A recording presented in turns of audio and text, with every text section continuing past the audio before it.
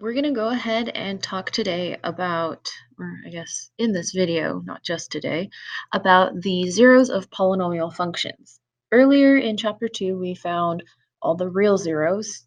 We are going to continue with finding all the complex zeros that also have imaginary parts, so not just real parts.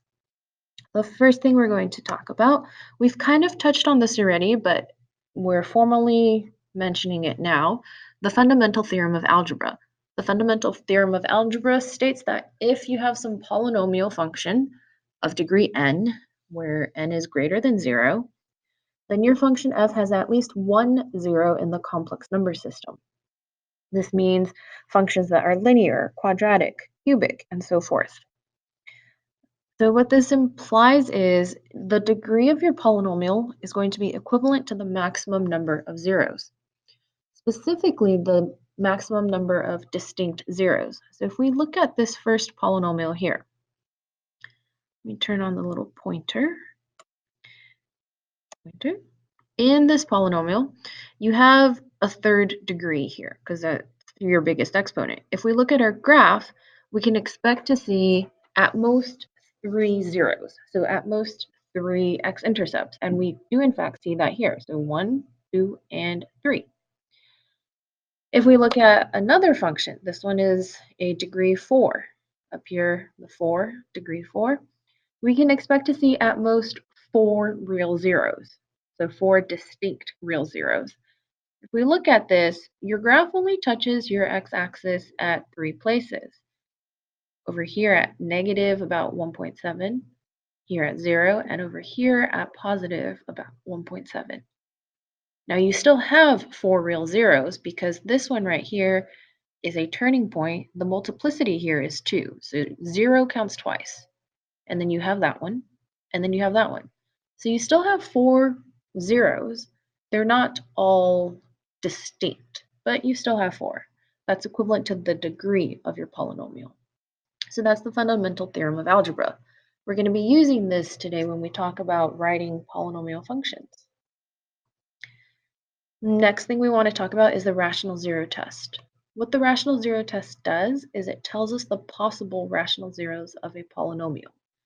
It doesn't tell us it doesn't tell us whether or not something is a rational zero or whether or not something is a zero. That, remember, we do by using the remainder theorem or by looking at the remainder after you do synthetic division or long division. So again, this just lists the possible rational zeros. The rational zero test says if you're given some polynomial function, this polynomial function, and your polynomial function has integer coefficients, then every rational zero has the form p over q, where p and q have no common factors other than 1, and p is all of your factors of a sub 0, the constant term. So that's right here. It doesn't have a variable attached to it. And q is going to be a factor of a sub n, the leading coefficient. So the rational zero test, again, just tells us the possible rational zeros. It doesn't tell us whether or not something is a zero. That would be done using the remainder theorem or dividing and examining your remainder. In the first example, we're going to be listing the possible rational zeros of the function and then verifying that the zeros of f shown in the graph are contained in the list. Now, sometimes the zeros shown in the graph are not rational. In this case, I picked questions where they are rational. You could put these two functions into Desmos or a graphing calculator and find the x-intercepts, and you'll see that those x-intercepts do in fact show the rational zeros that we find. So to find the possible rational zeros, you're going to start by finding your p factors. So in example A, -3 is our constant term, so p would be the factors of -3. -3 can come from 1 times -3 or -1 times 3. We list that out as plus minus 1 and plus minus 3. Then you're going to find the factors of your leading coefficient. That is 4. Factors of your leading coefficient are labeled as Q. So factors of 4, you can get 1 times 4, or maybe -1 times -4. Or you can have 2 times 2, or -2 times -2. That's how we get our list for Q. Finally, the possible rational zeros are P over Q. That means we're going to take your P values, put that over your Q values, and we're going to actually rewrite this. So this is just a representation of how you can write things. You have 1 over 1, 1 over 2, 1 over 4, and we'll have 3 over 1, 3 over 2, and 3 over 4. That ends up being a list of fractions. That bar would move.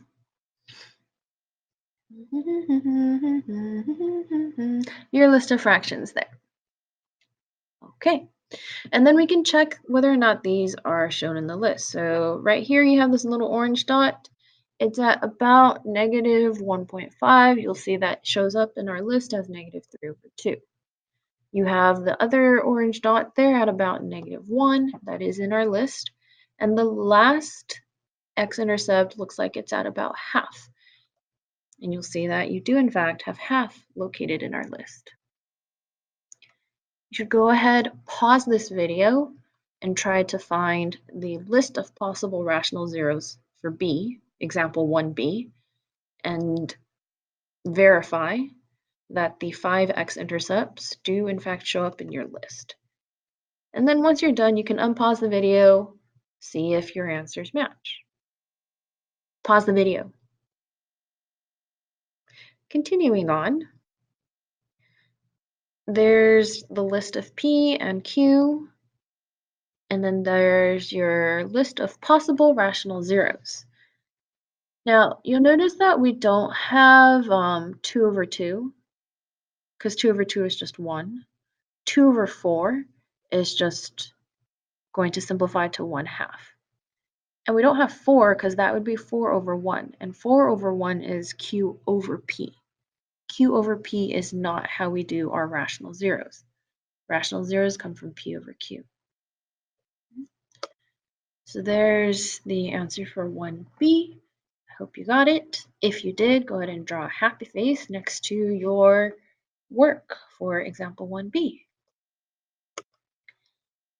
And then there's the work for, or there's the little dots indicating where your x-intercepts are located. Right. In example 2, we are now finding all real solutions of the polynomial equation.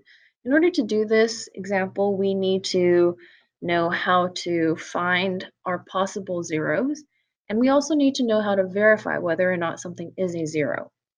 So the steps are over here on the right-hand side. We start by asking ourselves whether or not we can factor. If we can't factor, then we need to do all of this. If you have something factorable, you can go ahead and factor and solve. You don't need to do all of these things. Again, factorable, go ahead, solve, or factor and solve. Not factorable, we got to follow these steps. First thing, we're going to list the possible rational zeros. Those are your P over Qs. So in example 1, we get our P over Qs. Remember, P would be the factors of your constant term, Q, the factors of your leading coefficient. Your leading coefficient here is a 1, so 6 over 1, 3 over 1, 2 over 1, 1 over 1. That's your list of possible rational zeros. Next thing you're going to do is guess and check. So we ask ourselves, does 1 work?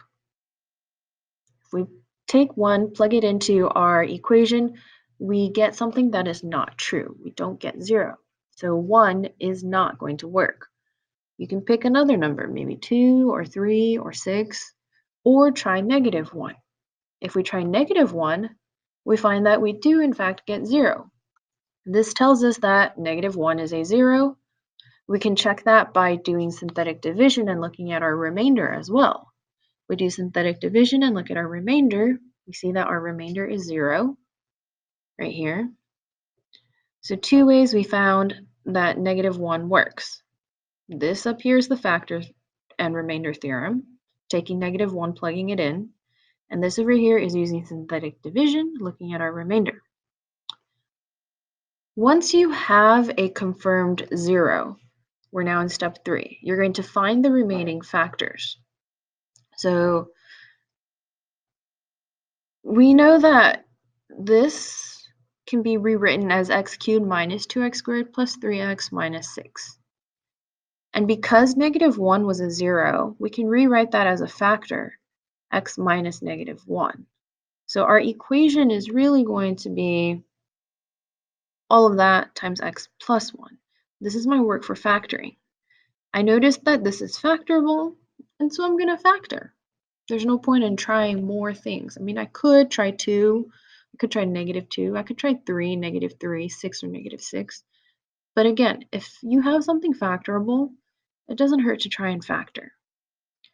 So this has 4 terms, which means I'm going to factor by grouping. And the first two here, we see that they have x squared in common. These two here have 3 in common. So we factored. Next thing you're going to do, once you have it all factored, is you're going to set each factor equal to 0 and solve for more of your zeros. I know we already found negative 1 is a 0, but I put it back in here anyways because that was one of our factors. If I didn't want to show that part, I could skip it because I already know negative 1 is a 0. But this gives me all of the zeros. So all of our solutions are negative 1, 2, root 3i, and negative square root 3i.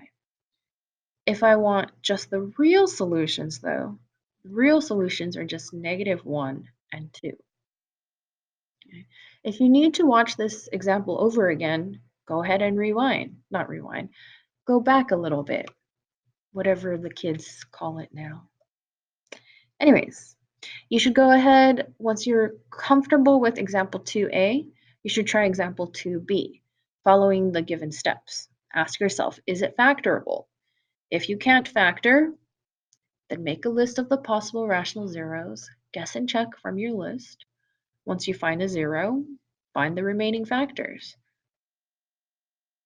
That third step, finding the remaining factors, is similar to what you were asked to do last week.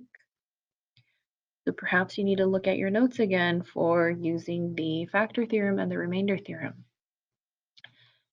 And then we'll find all of the real solutions.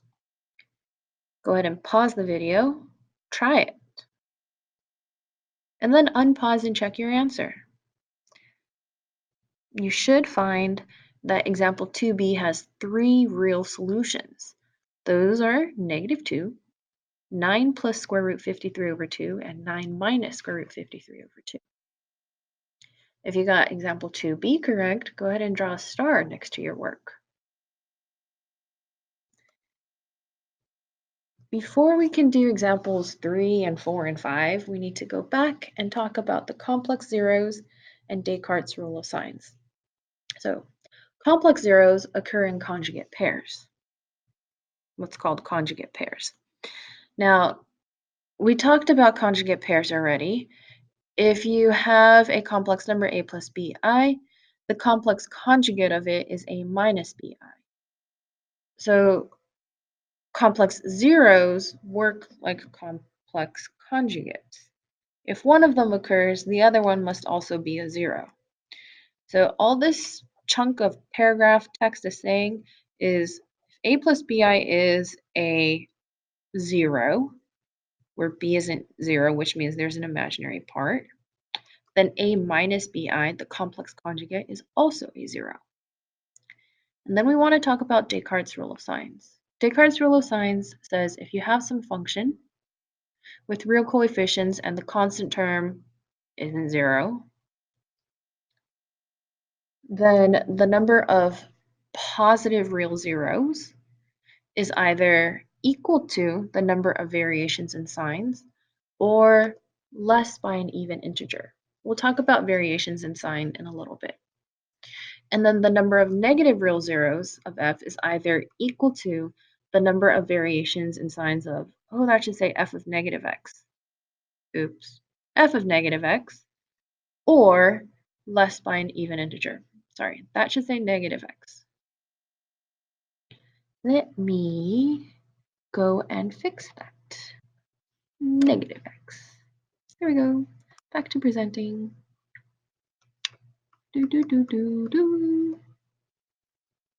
And spacing looks funny now, but negative x. So in example 3, we're asked to find a polynomial function with real coefficients that has the given zeros. Now, the instructions are always going to say there are many correct answers because any multiple of your function also has the same zeros, meaning you could take your function, multiply everything by -1, it's not going to change the zeros, or multiply by 2, it won't change the zeros. So to do a question like this, we start with the zeros. Now you're given a complex zero, this 4 minus I here. So, oh, my pointer disappeared. So if 4 minus I is a 0, then 4 plus I is also a 0. That means your zeros, you have actually 4 zeros, at least. Some of these might have multiplicities of 2 or more. We don't know that. All we can assume is that each zero has a multiplicity of 1.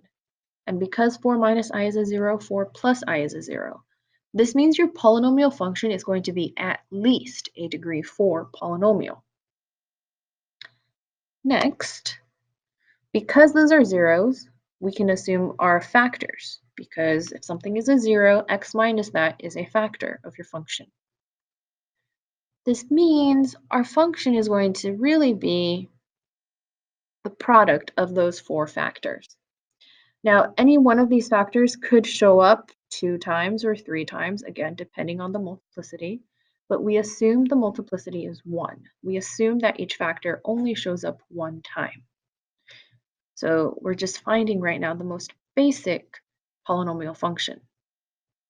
Multiply all of that. It's not very pleasant, but you should try and multiply and check your answer. So you can go ahead, pause this, check your answer. After you combine all of your like terms, you're going to discover that the answer is x to the fourth minus 12x to the third plus 52x squared minus 92x plus 51. So this kind of question is a lot of work in that you have to do all the multiplying. So when you're doing a question like this, please, please, please be careful with your multiplying. Keep track of it. You might want to show all of your work to make sure that you're multiplying everything that needs to be multiplied. Okay. In example 4, we now have we're now given one of the zeros and we're asked to find all of the other zeros. Now, this polynomial is degree 3, which means we're going to have at most 3 distinct zeros. 4i is a 0, so that's like 0 plus 4i. That means negative 4i is also a 0. So right there, you already have 2 zeros. That means there's just one more 0 remaining. Now there are 3 different methods you can use for finding the zeros when you're given one of your zeros. The first method, you're always going to start by asking yourself, is this factorable? If it is, you use your first method. You just go ahead, factor your polynomial. Ignore the fact that you're given a 0. You factor the polynomial, let each factor equal 0, solve for x. So this is ignoring the fact that you're given one of your zeros. So we recognize that it's factorable by grouping. We factor by grouping. We let each factor equal 0, and we solve. That gives us our zeros. So this is when your polynomial is factorable. If your polynomial is not factorable, one of your options is to divide by the given 0 and find your remaining factors. Now, oops, wrong way. We're given 4i, so we're going to go ahead and divide by 4i. We should find that our remainder is 0 because 4i is a 0, meaning the remainder is 0. 4i is a solution, meaning the remainder is 0. Now you have something that has a complex number and something imaginary. But you want to remember, if 4i is a 0, if 4i is an answer, that means 0 minus 4i is also an answer. So that's right here. If we can't use the quadratic formula, then we're going to divide perhaps by the complex conjugate. Oh, in that case, it's negative 4i. Once we finish dividing by negative 4i, we get 3x minus 2. We can solve that. We get 2/3. And again, you have your same zeros. You have 4i that was given, negative 4i because negative 4i and positive 4i are complex conjugate pairs, or they are a complex conjugate pair. And you can solve and you get positive 2/3. The last method, the work looks like this. You can find another zero. So 4i is a 0, negative 4i must be a 0. Those zeros mean that you have two factors. Now this is degree 3, so I have my first factor, my second factor, and some third factor. To find that third factor, I'm going to multiply these two. That gives me x squared plus 16. And I can divide my polynomial by x squared plus 16. This isn't the easiest thing to do, but I did want to include this work in case you want to try it. So we have long division for this. And through long division, we find that 3x minus 2 is the remaining factor. It's the remaining factor. So we set our remaining factor equal to 0, we get 2/3. And again, this gives us our same three zeros, 2/3, 4i, and negative 4i. So this is 3 different ways to do example 4. It all depends on whether or not the polynomial you're given is factorable. And then you can choose either method 2 or method 3. You might want to rewatch these last few minutes just to make sure you are comfortable with finding zeros given one of your zeros, because in example 5, you're going to be asked to find all the zeros when you aren't given anything except the function. To help us with example 5, we're going to use Descartes' rule of signs. So Descartes' rule of signs said the number of positive real zeros and the number of negative real zeros depended on the sign changes, or the number of variations in sign of f of x and the number of variations in sign of f of negative x. So to find our positive real zeros, we're looking at f of x, and we're going to look at the signs. That's positive 2, negative 4, positive 3, and negative 1. Now we want to look at our sign changes. That's positive to negative, so the sign changed over there. From here we have negative to positive, so you have yet another sign change. And then you have positive to negative, so that is a third sign change. Now that's a total of 3 sign changes. Descartes' rule of signs says that the number of possible positive real zeros is either equal to the number of sign changes or less by an even number. So if you take 3, subtract an even number from it, that's like 3 minus 2. It tells us we have either 3 or 1 positive real zeros. Again, the 3 because you have 3 sign changes, 1 because you take 3, subtract an even number, you get 1. If there were 5 sign changes, so if this were 5 over here, then you would have 5 or 3 or 1 positive real zeros. You're just going to go down by even numbers. If there were 4 sign changes, you would have 4 or 2 or 0 possible real zeros. When we look at negative, we're going to examine f of negative x. So if I plug in negative x, that's going to end up being negative 2x to the third minus 4x squared minus 3x minus 1. If we look at that, all of these signs are negative. So we can conclude that there are no sign changes. And because there are no sign changes, there will be no negative real zeros. That's the first thing we need to do for example 5. And questions like example 5 where you're finding all the zeros. From here, we're then going to use this information for guessing and checking. Now, again, when you're guessing and checking, you want to look at your possible rational zeros because this narrows down your list of numbers. Instead of guessing from an infinite number of options, you have you've narrowed it down to 4 options. So this comes from earlier in our examples, I believe example 1, finding your possibles. And then we check. Positive 1 happens to work. That means work meaning positive 1 gives us a remainder of 0. So positive 1 is a real 0. Your function is x minus 1. X minus 1 comes from x minus 1. And 2x squared minus 2x plus 1 comes from right here.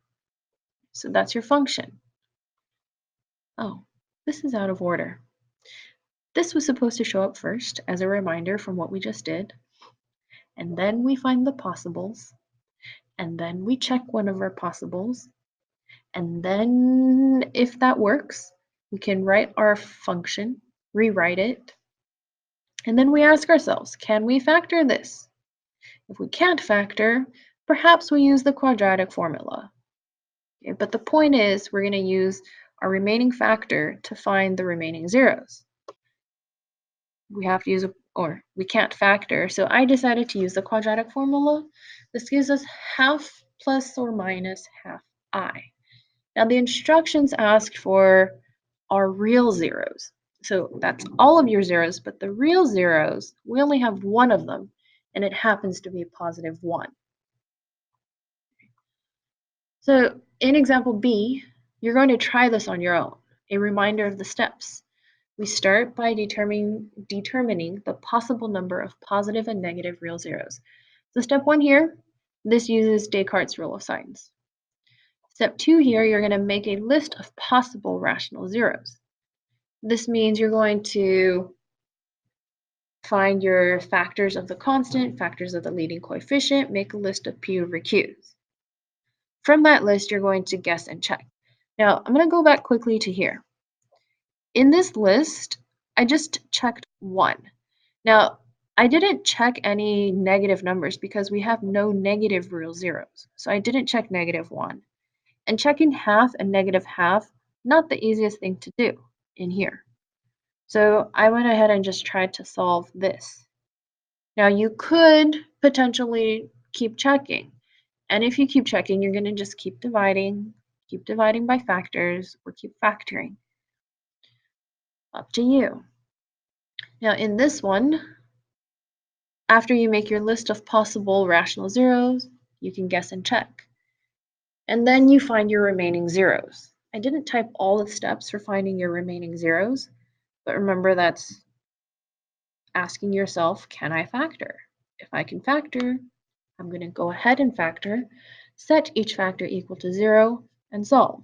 If I can't factor, I can use the quadratic formula.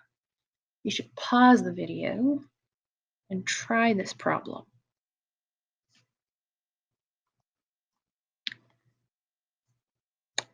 Those are the final answers. Go ahead and, I don't know, draw a smiley face that has eyebrows if you got this. And I believe that is the end of our video notes. Remember, you might want to go back through, watch parts of the video again, make sure that you understand how to do this. In class, we're going to be working on homework. You'll have time to ask questions about all of this. That way you can hopefully do your very, very best on the homework. That's it. Sorry for the really long video. It's like a half-hour long video. See you all tomorrow.